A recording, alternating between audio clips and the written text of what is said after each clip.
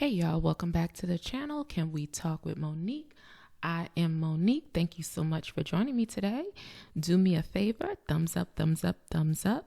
Please like and subscribe and hit that little bell so that way YouTube knows that you're interested in what I have to say. And it also helps with the algorithm, because there is an algorithm to YouTube. So this particular episode is entitled Narc Speak. And I know any of us who've been in relationships or been around people who are on that spectrum, who may have NPD or we perceive as being narcissists, they say things, but what do they really mean by them? And there's another YouTuber by the name of Self-Care Haven. It's funny. I'm going to list her in the description, her channel, but she has, oh my goodness, I don't know why that is doing that, but she has a YouTube channel where she has an episode of what the narcissist says and what they really mean.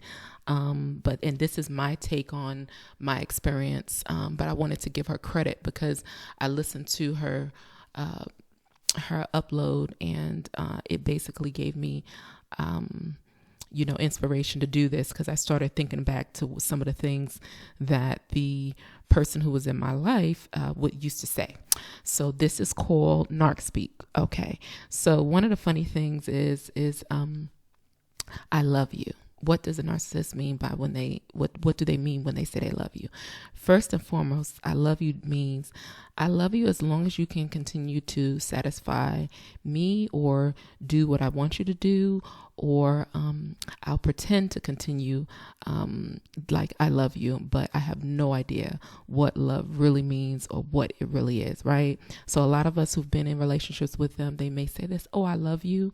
And then when we learn about the pathology of it, it's really truly amazing, because they have no empathy, and a lot of them don't know how to even engage emotionally in a healthy relationship. So I love you typically means, yeah, I'll pretend like I love you as long as you continue to provide me with narcissistic supply and do what I want you to do.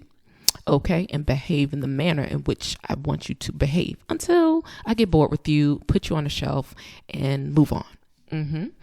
The next thing I had, the person that I used to be with would say, you need to grow some thick skin. Meaning, why don't you just sit there and allow me to talk down to you, belittle you, demean you, and not just accept it, Grow thick skin doesn't actually mean what it means. It means just continue to sit there and let me dog you out, say what I need to say, and you not have a rebuttal for it, and just continue to sit there and take it like a fool. So that's what I thought when I look back at it, that's what the narc meant when they meant grow some thick skin. Another thing they used to say, I don't like talking on the phone. Actually, when they love bomb you, they always wanted to talk on the phone, but then after a while they kind of clam down, because I don't want to talk on the phone really means if I keep talking to you, you'll catch me in all the pathological lies that I spew forth. So it's best for me to keep my mouth shut, because I have a hard time keeping up with all the lies. So therefore, if I talk to you, I might slip out with a bunch of lies. So therefore, I'll just, keep my mouth closed, and I don't like to talk on the phone. So any of you guys have, some of the narcissists will say, or very protective about what they have to say, are very secretive. And in the beginning, there was a love bomb, always on the phone all the time. And now all of a sudden they don't like to talk on the phone, or they're really have, 1, 2, 3 word answers. It's because they have to keep up with the lies.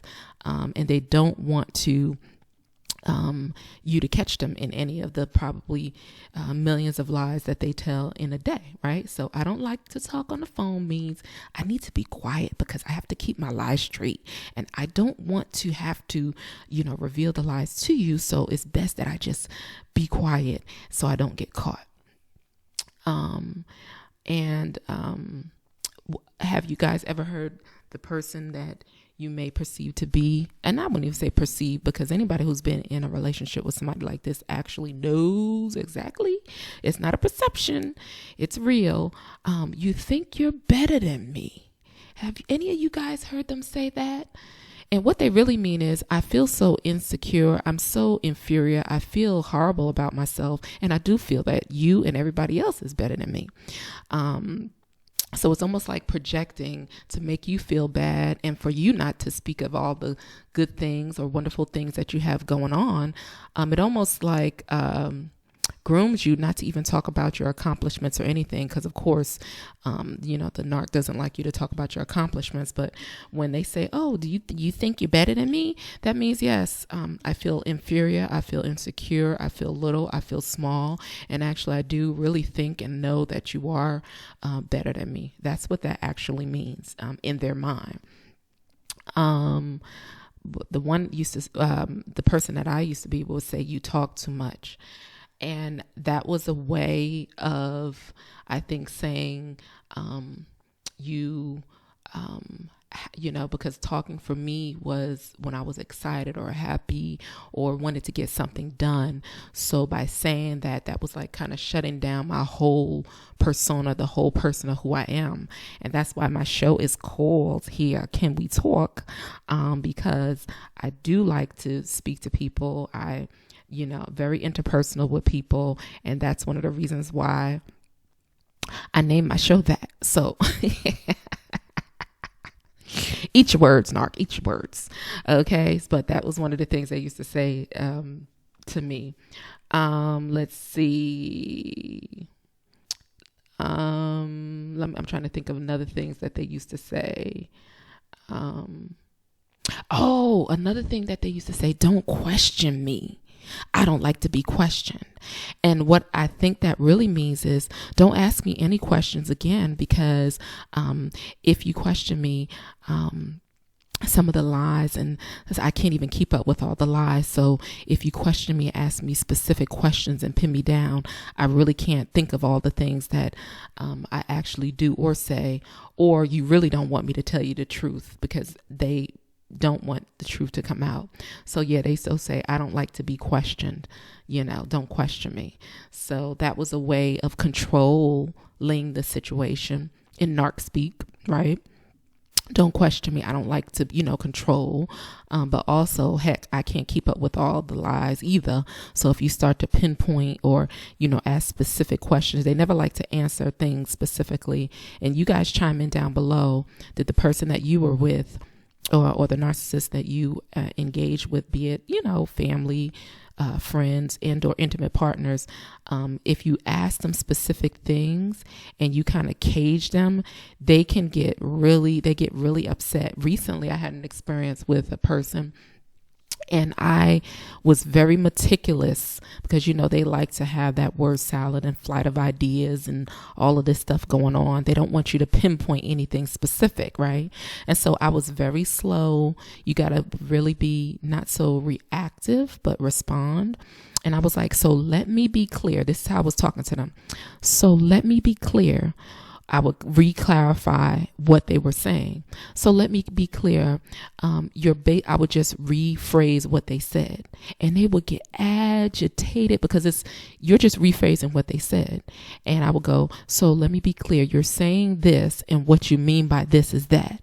Well, no, that's not what I'm saying. So it's like, they really don't like you to clarify or be very clear about anything, because we all know confusion, and just plain old confusion and nonsense is a part of the persona. So they don't want anything to be crystal clear. They don't want anything to be evident and revealed. They want everything to be clouded in confusion and chaos, right?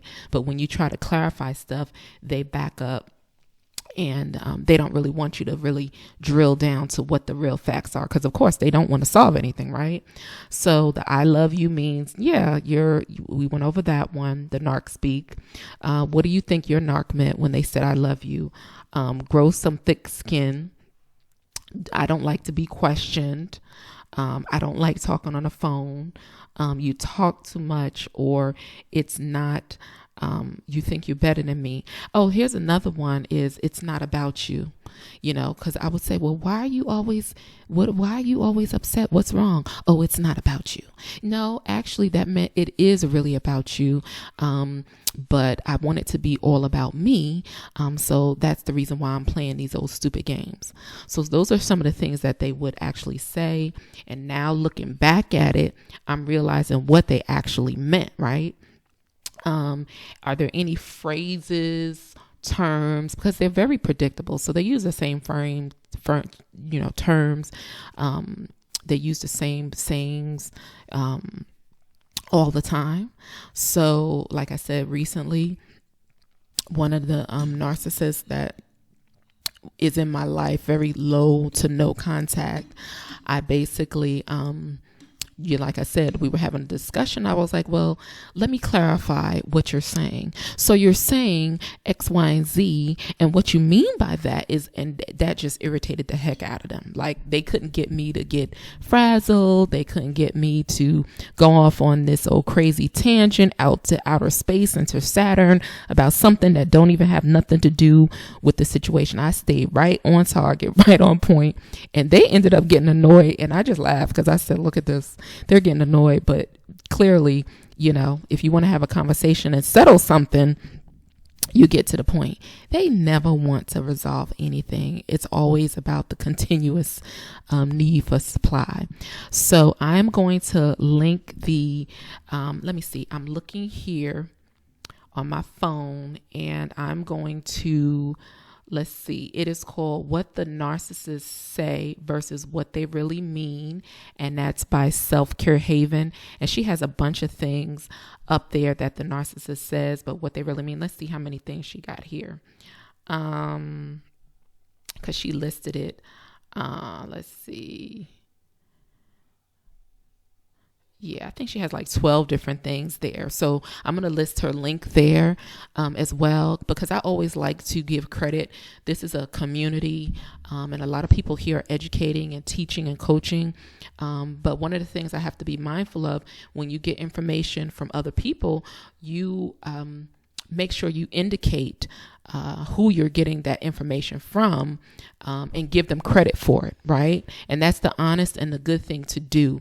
I rephrased what I thought the narc in my life meant by saying, and telling you that, but I didn't use her words specifically. And there's been some issues on some of these platforms with YouTubers not being really nice and not giving credit to where credit is due and kind of, quote unquote, stealing people's content. And it does happen. But this young lady, she has good content. And so, all of us who've been in relationships with narcissists, they have their own terminology as to what they say and what they really mean. And I think that you're on a healing path when you realize half of the stuff they said wasn't even true. And the other half wasn't really true, but they meant something totally different, right? So the I love you never means I love you, because they're not capable of doing that. They can only imitate and mimic. So yeah, definitely check her channel out. And down below, let's discuss what were some of the things that the narc said to you, and now down the road, looking back, you realize what they really meant, right? So guys, thank you so much. Please like, subscribe, share, give me thumbs up on the videos. That really does help with YouTube.